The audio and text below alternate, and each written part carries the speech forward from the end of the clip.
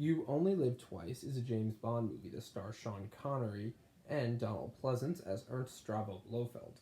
Now, Stravo was introduced in a bunch of them. He was in Live and Let Die in a very small role at the beginning.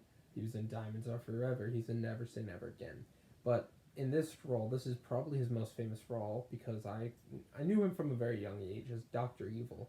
Because when I was a little kid watching the Austin Powers movies on vacation with my family, and every time I'd look up Austin Powers or watch that film just on DVD on repeat, I would always think of Doctor Evil. And now I know where that came from, and that's Ernst Strabo Blofeld, the leader of Spectre. Now, overall, this is a pretty fun Bond movie.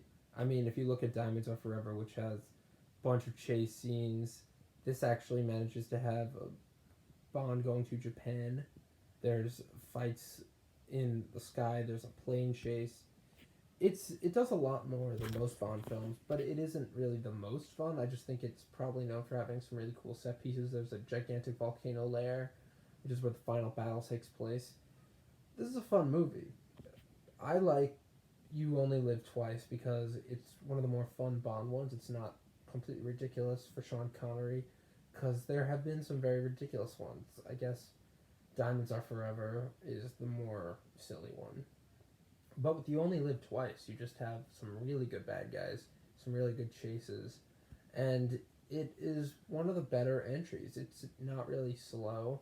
Obviously, it's more dated, so you have slower scenes. The conversation seems to go by longer, and even the Bond flirting with Moneypenny doesn't seem to really be that integral to the plot, is it ever?